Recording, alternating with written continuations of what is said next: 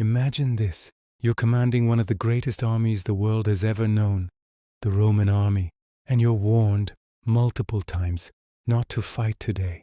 The enemy is stronger than you think. Your reinforcements are close. You just need to wait. But instead, you ignore every warning and walk straight into one of the worst military disasters in Roman history. This is the Battle of Adrianople. The year is 378 AD. The Roman Empire is already under pressure. Borders are stretched. Enemies are restless. To the east, Emperor Valens faces a massive problem. The Goths, thousands of refugees turned warriors, have crossed into Roman territory. At first, Rome allows them in. Big mistake.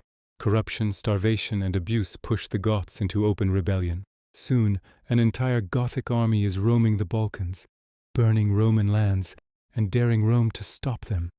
Valens marches out to deal with it personally. He gathers his elite legions, confident that Roman discipline will easily crush these so-called barbarians. After all, he's a Roman emperor, and this is what they do.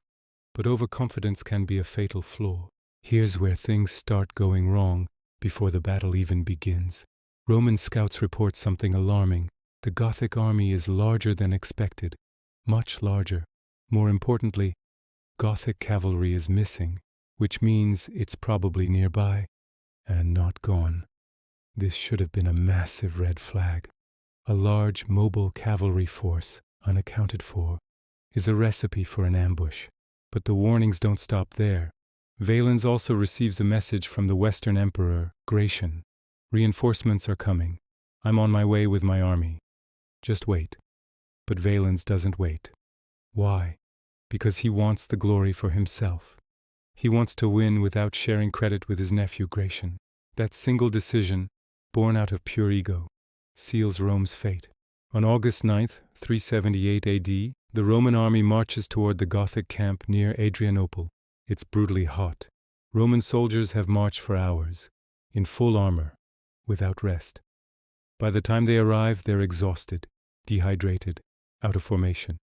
They're thirsty, tired, and in no condition to fight a major battle. The Goths, meanwhile, are positioned on high ground, behind a defensive wagon circle, basically a mobile fortress. They're fresh, rested, and have the tactical advantage. And still, Valens, blinded by the promise of a glorious victory, orders the attack. The Roman legions, despite their exhaustion, dutifully prepare to advance. At first the battle seems manageable. Roman infantry presses forward, shields locked, discipline intact. They push against the Gothic wagon circle, trying to break the line. For a moment it looks like Roman training might just overcome the terrible strategic setup. Then it happens. The missing Gothic cavalry returns. Thousands of horsemen slam into the Roman flanks at full speed. Dust fills the air. Orders can't be heard. The disciplined Roman formations collapse under the surprise assault. The Roman army is suddenly surrounded, caught between the Gothic infantry in the front and a tide of cavalry on all sides. This isn't a battle anymore. It's a slaughter. Emperor Valens tries to rally his men. He fights with his imperial guard, attempting to create a pocket of resistance. But chaos is everywhere. Roman units can't maneuver. The heavy infantry is trapped, unable to form a defensive square. Their own cavalry is crushed and flees, leaving the foot soldiers completely exposed. The legionaries are overwhelmed, picked apart by Gothic lances and arrows. In the swirling dust and confusion, Valens is wounded, then lost in the chaos. His body is never recovered. For the first time in centuries, a Roman emperor has died on the battlefield against a foreign enemy. That alone sends shockwaves through the empire. The scale of the defeat is staggering. 2/3 of the Eastern Roman army is destroyed. Elite legions, gone. Experienced officers and veteran centurions, dead. These weren't just numbers. This was the heart of the Roman military machine. And Rome couldn't replace these losses quickly. Adrianople proved something terrifying to the world and to Rome itself. The empire is no longer invincible. Its legions could be broken. Its emperor could be killed.